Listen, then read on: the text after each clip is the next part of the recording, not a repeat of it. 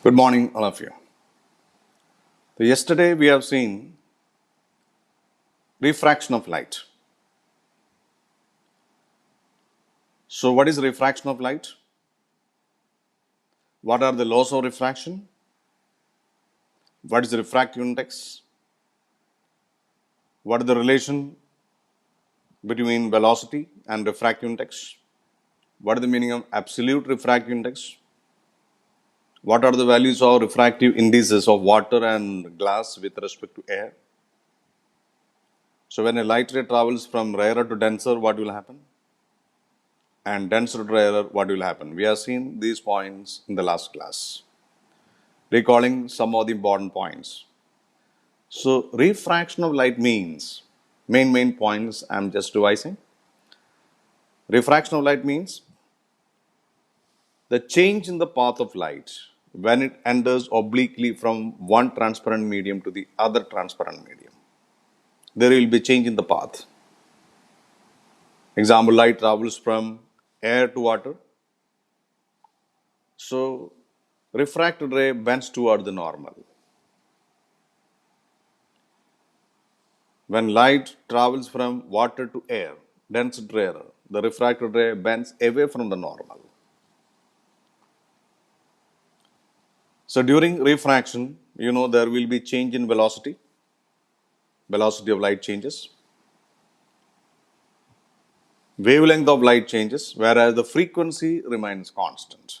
That is only one parameter which remains constant during refraction of light. What are the laws of refraction? There are two laws of refraction. First one, angle of incidence, normal and refracted ray all lie in the same plane. Second one is known as Snell's law of refraction.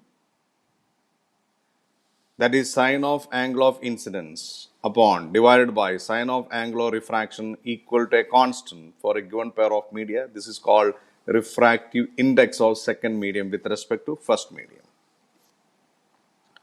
So Snell's law of refraction defined as or stated as the ratio of the sine of angle of incidence to the sine of angle of refraction for a given pair of media is a constant.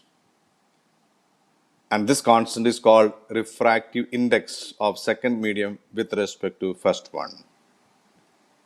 So refractive index is term used to recognize the optical density of the medium. We can recognize which is rarer and denser.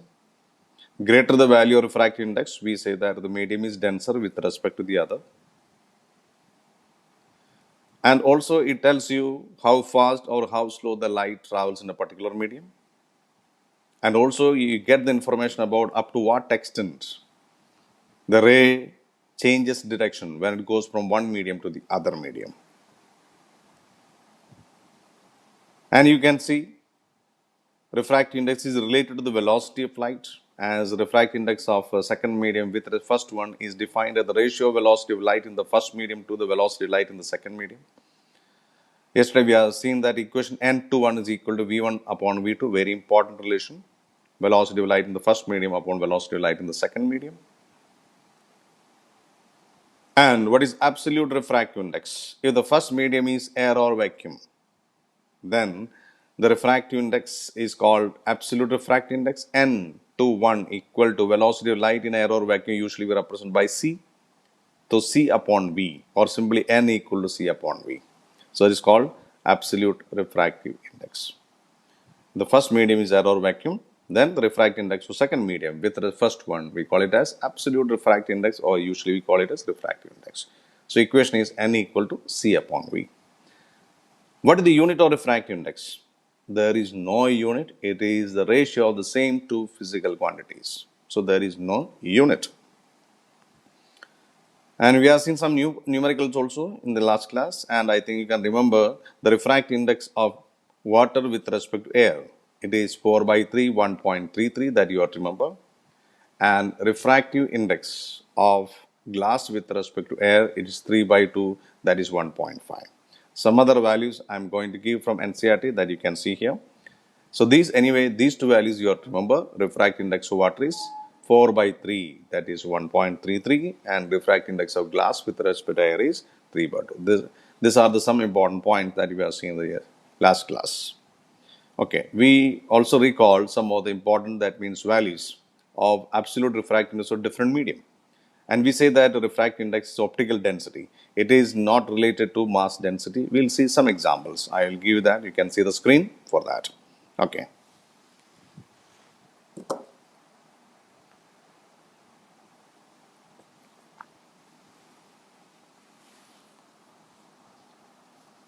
So refractive index, two equations, n equal to n21 equal to sine I by sine r as per Snell's law of refraction, and second equation is n21 is equal to v1 by v2. Refractive index of water is 4 by 3 with respect to air, and refractive index of glass with respect to air is 3 by 2, 1.5. Okay, some other examples we'll see here.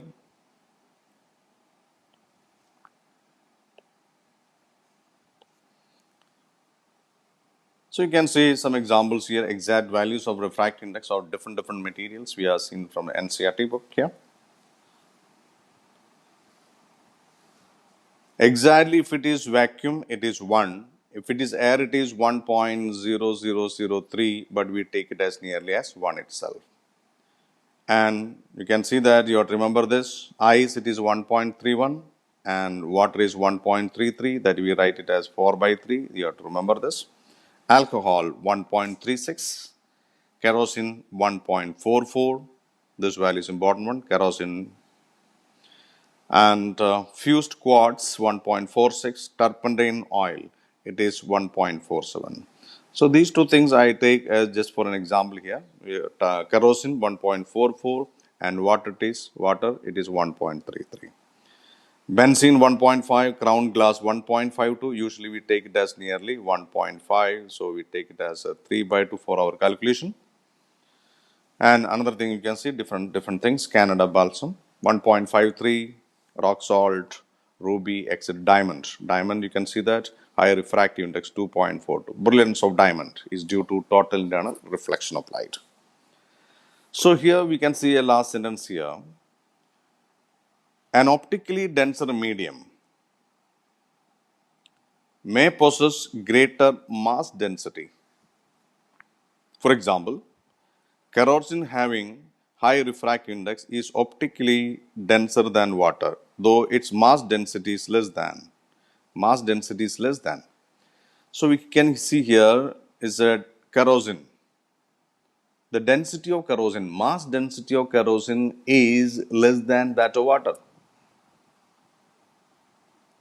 Okay, mass density of kerosene is less than that of water. But its refractive index, that is optical density, is 1.44, that is greater than that of water, that is 1.33. So optical density is not at all related towards the mass density. So you have to remember this point. So there is a numerical on page 176. Okay, page 176. Question number 4, page number 176, NCERT, page number 176.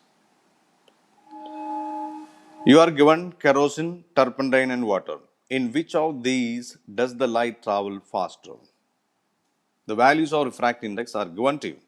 It is in front of you. We are seeing the refractive index value here. Okay, these values are given to you. This value is given to you, this value is given to you, this value is given to you. You are given kerosene, turpentine, and water. In which of these does the light travel faster? So where the refractive index is less, the light travel faster. So in water, the refractive index is least. So the light travels faster in that medium. Okay, out of this, highest is for turpentine oil.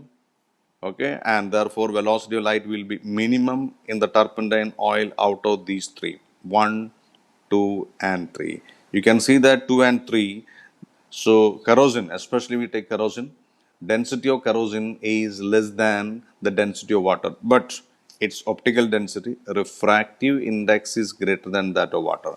So what is the conclusion is, so an optically denser medium may possess greater mass density. So kerosene is having higher refractive index, is optically denser than water, but although its mass density is less than water. So this point you have to remember. Okay. So next important point is, so these are the some example. There is no need to by heart all the things.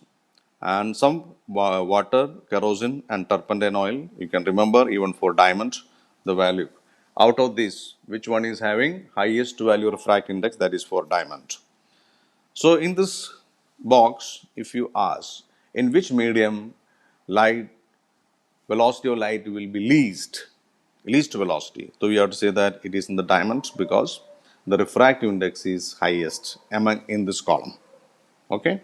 Then we go for other points.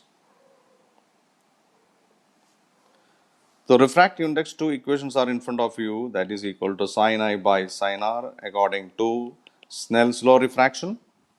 And the second one, this is related to velocity also, that is n to 1 equal to v1 by v2 and absolute refractive index. Absolute refractive index, we write it as n to 1. First medium is air or vacuum, C upon V, or simply n equal to C by V. We can use this equation for numericals. So last class we have seen the numericals here. Okay, yes. Again, page number 176, NCRT. Question number 1. A ray of light traveling in air enters obliquely into water.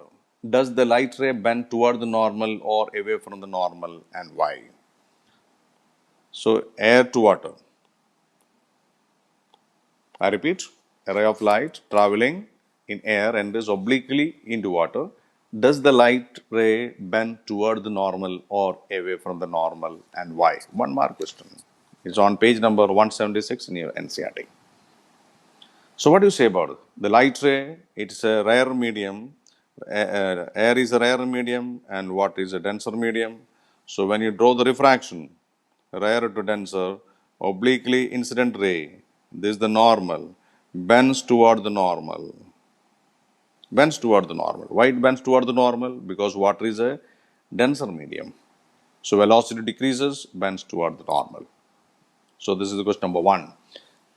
And in the same page, we'll see question number 2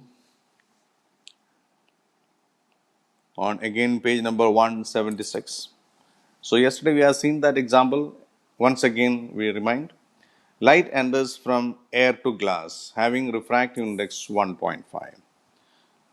Okay, light goes from air to glass and refractive index of glass is given as 1.5, which 1.5 that is equal to 3 by 2. What is the speed of light in glass? Okay, so what is the speed of light in glass? We have to calculate. Speed of light in glass equal to question mark. Equation is n equal to C upon V and V is equal to C by n.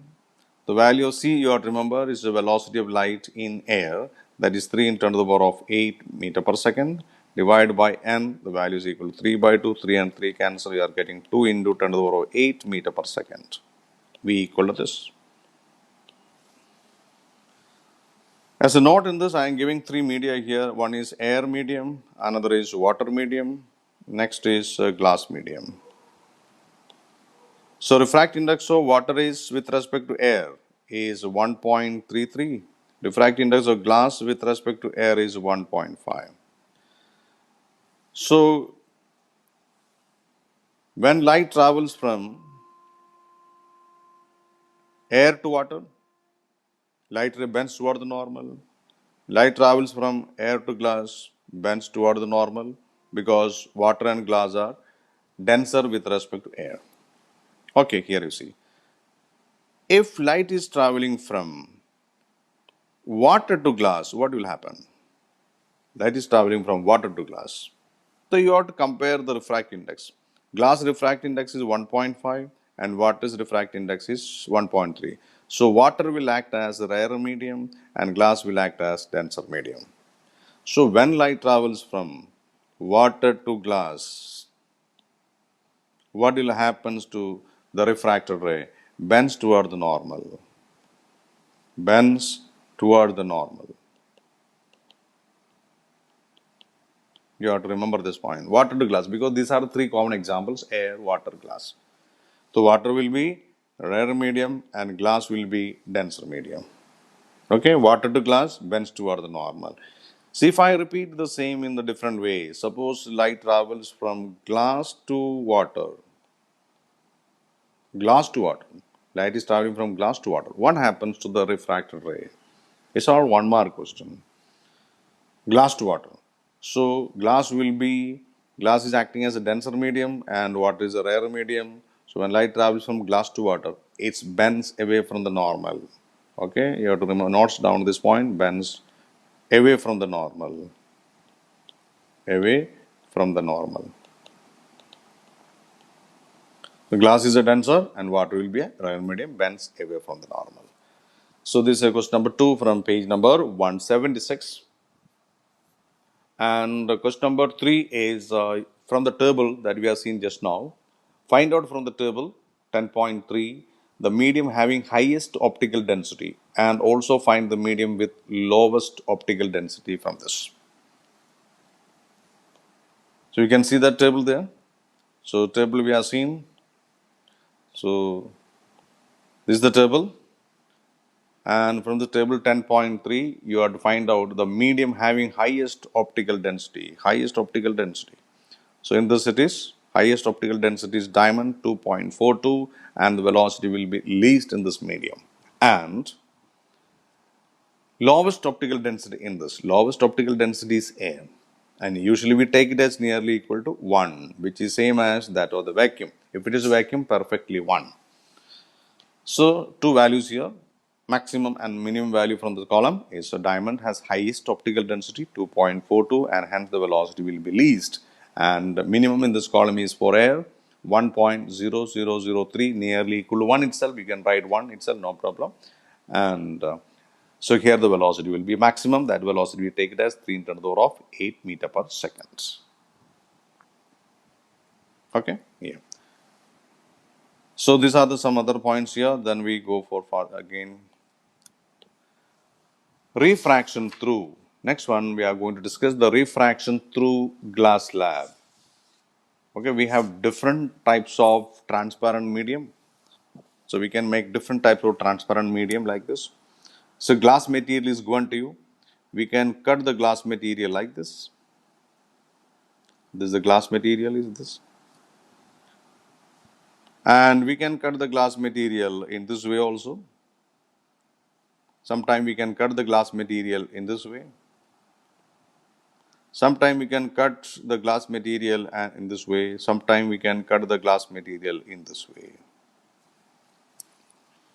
So these are the different, all these are made of glass, and this you cut like this, you can say this is a glass slab. The speciality is all sides are parallel. Here this first one is parallel to this one, this is parallel to this side, glass slab, rectangular glass slab.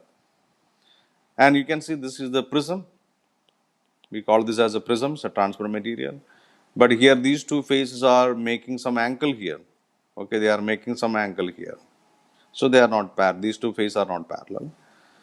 They are plane surfaces, inclined. Prism. We'll see all the cases. And you can see here you can cut in this way. This is a curved surface, a part of a spherical surface. And this is, we call it as a lens, convex lens. Here, these are the surfaces. They are not plane. They are curved surface. And here also you can see the surface here. They are curved surface. You can cut like this. This is called a concave lens. And so this is a transparent medium. We can cut like this, a concave lens. So different case, all these are glass medium. We can cut accordingly for different purposes. This is a rectangular glass slab. First we discuss refraction through glass slab. Then we discuss the refraction through lenses. Then we discuss the refraction through prism. So you can see the different surfaces here. One is the surface here, one surface here, another, both are parallel. Here they are not parallel, they are inclined. Here they are spherical in shape, curved surface. Here also curved surface. Okay. So first one we are going to discuss refraction through glass slab. Very important one, refraction through glass slab. We'll see. Refraction through glass slab.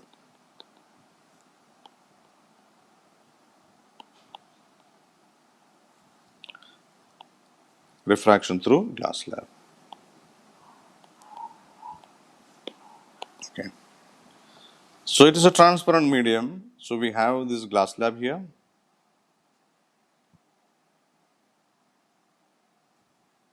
This is a glass slab. You can take a point P here and we can draw a normal to this point. Perpendicular. We are making a perpendicular. This is a normal. This is a point P is a normal. N stands for normal. This is normal. Perpendicular to the point P. Okay. The light ray reaching to the point obliquely. Oblique incidence. But the light ray reaches at this point obliquely. This is the way. So light ray is this incident ray obliquely reaches here, and this is angle of incidence. I1, I am marking it as I1. So this is the air medium. This is the glass. Air is a rarer medium. Glass is a denser medium. You know, the light ray bends toward the normal. So from the initial directions, this is the initial direction. I am extending the initial direction of incident ray. This is the initial direction of incident ray. Initial direction of incident ray, this one. But the light ray bends toward the normal. Velocity decreases, bends toward the normal, so it will be passing through the glass prism in this way and reaches the other end. So this is the ray here, incident ray. So this is the refracted ray. This is the refracted ray. And angle of refraction at the point P. This is the refracted ray and normal. We call it, this is angle R1 I am marking. Angle of refraction. And it reaches to the other point here. So you can mark this point as Q. Okay, this is the point Q here where the light ray reaches here. At the point Q, you can make a normal. Normal is a perpendicular. Is a perpendicular, normal is made. And another normal at the point Q. So at the point Q, you can mark this angle, this is R2. So at the point Q, what is the angle of incidence is R2? It is in the glass medium. Okay. Now light is traveling from again glass to air medium. This is the glass medium which is denser. Now this is air which is rarer. So it bends away from the normal. So light ray bends away from the normal. So I'll draw the diagram here, bends away from the normal. It will be like this. So this is the final ray that is coming out. Okay. This is the final ray that is coming out.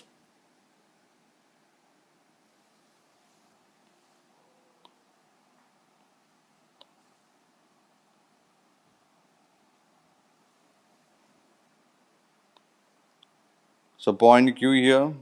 So normal is already made and light rays now traveling from denser to rare medium bends away from the normal. This is the final ray that is coming out. So this ray we call it as emergent ray. This ray we call it as emergent ray, ER, emergent ray. You can mark this angle. This angle is the angle between emergent ray and the normal. You can mark it as I2. So this is the refraction through glass slab. You can see it different ways here. So if I am marking the point here AP, so you can name the different rays here, name. So AP is your incident ray, PQ is the refracted ray, then QR is your emergent ray. So what else happening? This is a glass slab, rectangular glass slab we are taking. It's made of glass. And you take any point here P, draw the normal. And this is an incident ray, oblique ray, this oblique incidence. Okay, light ray travels along this way, AP, incident ray, makes an angle I1, this angle of incidence at this point. Okay, then it is going from air to glass at the point, so bends toward the normal. It cannot go along this way, bends toward the normal. Okay, comes toward the normal. and it is PQ is the refracted ray which is inside the glass slab. R1 is less than I1, you can see, bends toward the normal and reaches the point Q on the other side of the glass slab. At the point Q, we drew a normal. Normal is made. So, angle between normal and this ray, this is the incident area, this ray is coming to the point Q. This angle I am marking as R2. Okay, now it is going from glass to air, denser to air medium. So, light ray bends away from the normal. So, the angle between this ray, we call it as emergent ray, is finally going out. So, emergent ray. And the angle between emergent ray and the normal is known as angle of emergence I2.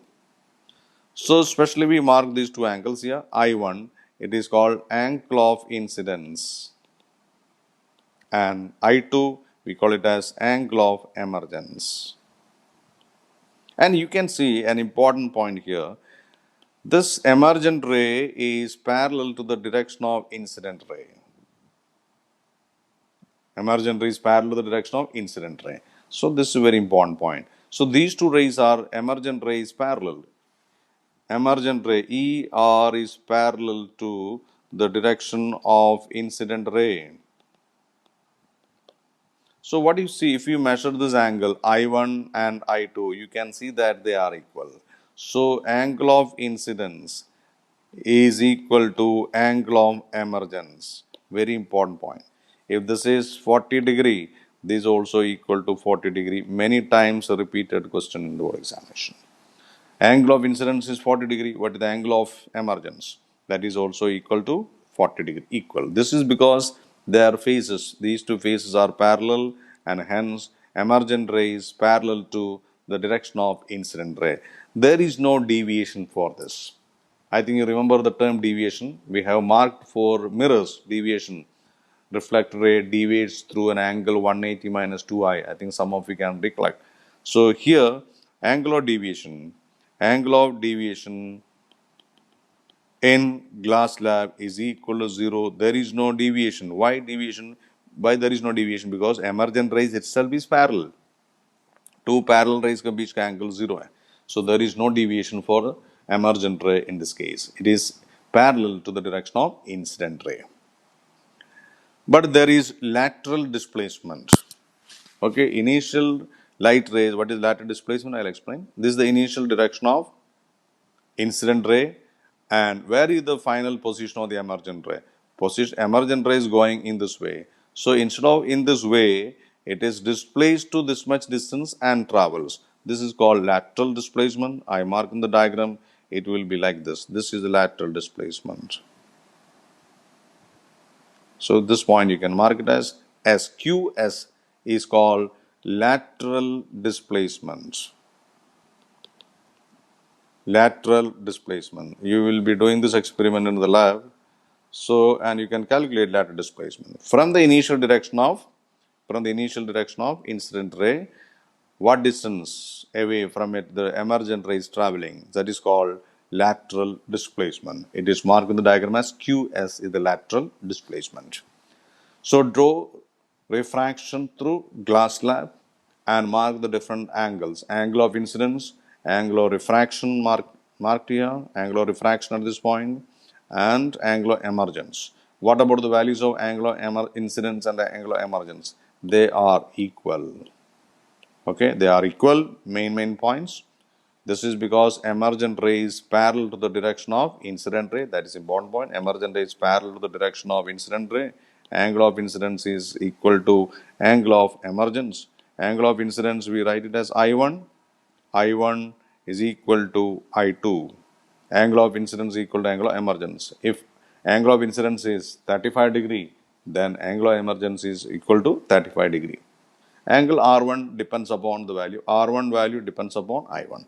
Angle of deviation is equal to 0 in this case because emergent ray is parallel to the direction of incident ray. So, because both are parallel, so the angle between them equal to 0.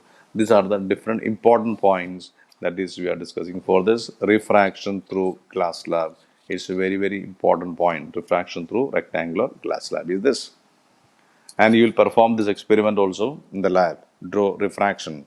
We take in a particular angle, say draw refraction to 45 degree, okay, 50 degree. 60 degree, and mark the angles: angle of incidence, angle of refraction, and angle of emergence. We have to mark this. So 2, 3 readings we will take, and this is an experiment. You can see this experiment in your lab manual. So how to proceed or how to conduct the experiment, we'll see later. So all should make this diagram in your copy: refraction through glass slab, and mark the different angles and different bond points you have to copy. So just revising different points again. In this case, refraction through rectangular glass slab. So this is the rectangular glass slab, and take any point, draw normal to it, and this is your incident ray, oblique incident ray. Angle of incidence is I1, angle between incident ray and the normal. Air to glass, this is first refraction is taking place, air to glass. Okay, it's air to glass, rarer denser bends toward the normal, reaches here. Now at the point Q, again draw the normal. Now light ray tries to comes out, it is going from glass to air, denser to air. One more refraction is taking place. So this is the final ray, emergent ray. So there are two refractions in the glass slab, one at P, air to glass, and second at Q, from glass to air. So how many refractions are there in the glass slab? Two refractions. One at P, air to glass, then glass to air. One is rarer to denser, another is denser to rarer, as we are seeing the points P and Q. Yes. Angles mark here, I1, R1, this angle is R2, this angle is also I2. Check the values of these two. You can see that they are equal. Emergent ray, when you draw the diagram, this emergent ray should be parallel to the initial direction of incident ray. Okay, both should be parallel here. So that point you have to remember. So emergent ray is parallel to the direction of incident ray. Angle of incidence equal to angle of emergence, and angle of deviation is equal to 0, but it undergoes a lateral displacement. This direction light ray cannot go, but it can come in this way go. This is called laterally displaced. Sideways displacement is this. So QS is the lateral displacement. You can measure the value after completing the experiment. So these are the different points coming under this refraction through glass slab. So refraction through glass slab, there are two: refraction at P, air to glass; second at the point Q, it is glass to air. Okay, next important point that I'm going to explain. You see that when light travels from rarer to denser, the speed of light decreases. Of course, when it travels from air to water or air to glass, we have already calculated the values of velocity, and so the speed or velocity decreases. My question is, does the reduction in speed imply a reduction in the energy carried by light wave? That's the question for you. When light travels from rare to denser, the speed of the light decreases, the velocity decreases. You can calculate by the equation n equal to c upon v, or v equal to c by n. Of course, we calculate. The question is, does the reduction in the velocity of light imply a reduction in the energy carried by the light wave? So whether there will be change in energy or energy, whether the energy will decrease during refraction when light travels from rarer to denser. Okay, so this point, so you just think about this point: is will the energy decrease when light travels from rare to denser? And what will be the answer? We'll see in the next class. So you recognize this point. Thank you, and complete this diagram and the copy. Thank you.